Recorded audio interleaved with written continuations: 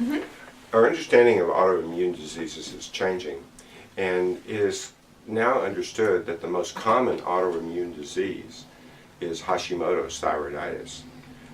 5 out of 6 people at some point make Hashimoto's antibodies, and it is 2.5 times as common as all of the other autoimmune diseases put together. So I think that Hashimoto's is a good place to start in understanding the concepts around immune dysfunction, because Hashimoto's antibodies are not made by the thyroid and they're not made by the immune system in reaction to the thyroid. The Hashimoto's antibodies are evoked by the gut. Now, reversibility is an important concept when you're talking about Hashimoto's, because if you can catch a patient in early stages of Hashimoto's and identify what is evoking the antibodies, and these may be parasites or even foods that the patient has been ingesting that are causing this antibody system to start spewing out these immature antibodies, looking for the right combination to keep this antigen out, and then accidentally going off on the thyroid gland.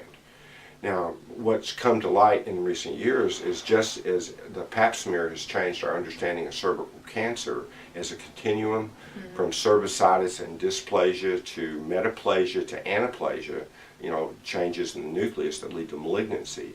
Our understanding of the thyroid has changed in the same way, only inflammation is not on a membrane on the surface like those membranes of the cervix, but instead are inside the organ of the thyroid gland itself.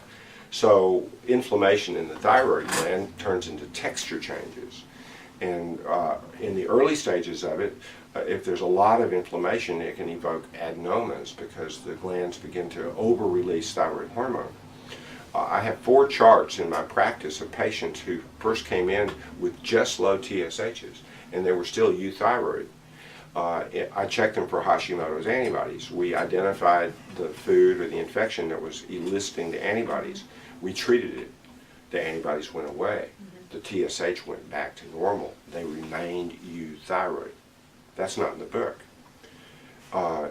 Patients who have texture changes in the gland, if they have nodules, that's another inflammation manifestation of white cells being called in and evoking texture changes. If they have cystic changes in the gland, that's what happens if they're exposed to bromine and they have Hashimoto. Bromine is an ingredient in sourdough bread. It's also used in hot tubs and swimming pools instead of chlorine. And bromine in the body is taken up preferentially by the thyroid gland, and it fakes it out that it's iodine. But the problem is it isn't iodine, and it doesn't produce active thyroid hormone, so it ties the gland's enzyme systems and stuff up with the bromine, but it actually clogs the gland up internally. Goiter, an enlargement of the gland, is a texture change where the gland tries to get bigger and secrete in spite of this inflammatory change. But most of the, if not all of the diseases of the thyroid, from thyroid malignancy down, are caused by underlying Hashimoto's. Now, doctors try to make Hashimoto's into a cookbook diagnosis. And by that I mean they test for the antibodies, and if they're not there, they assume that the patient does not have Hashimoto's, and that is not true. If they have any thyroid disease, they have Hashimoto's, you just didn't catch the antibodies. And the trick is to figure out what is eliciting the antibodies, because that is the element of dysfunction and reversibility that you want to work with. If you can catch the patient before they have texture changes, then it may be reversible. Now, when they're in full-blown Hashimoto's, where the antibodies are rising and lowering, the release of thyroid hormone becomes erratic.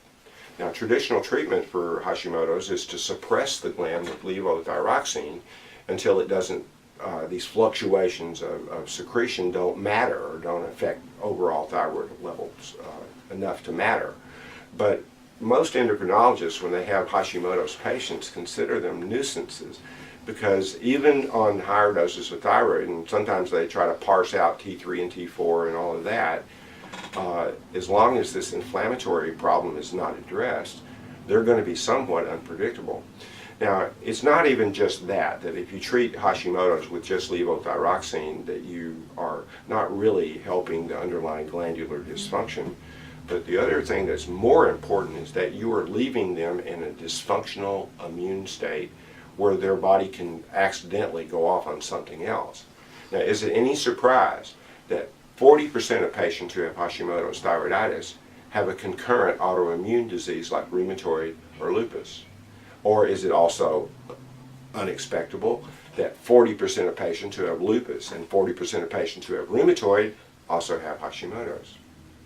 See, suddenly you start seeing them all as dysfunctions of the antibody system. You know, your first exposure to autoimmunity is in the context of strep, in a post-streptococcal syndrome, where the body has evoked an immune response to strep, and it accidentally goes off on your insides. If it affects the heart, we call it rheumatic fever. If it affects the kidneys, it's glomerulonephritis. And that's how we're taught to interpret those symptoms. We're told that that's what that means. But the thing that has in common is, see, that's a dysfunction, a temporary immune activation that is not normally part of the system, and it's evoking the immune system to go off on the body itself. So autoimmune diseases, without taking into account the gut and the bowel flora and how this physiology of immunity actually works in the antibody system, is going to lead to a very incomplete understanding of things like Hashimoto's and autoimmune disease, as well as the other diseases of aging like diabetes and heart disease. Let's hit diabetes real quick.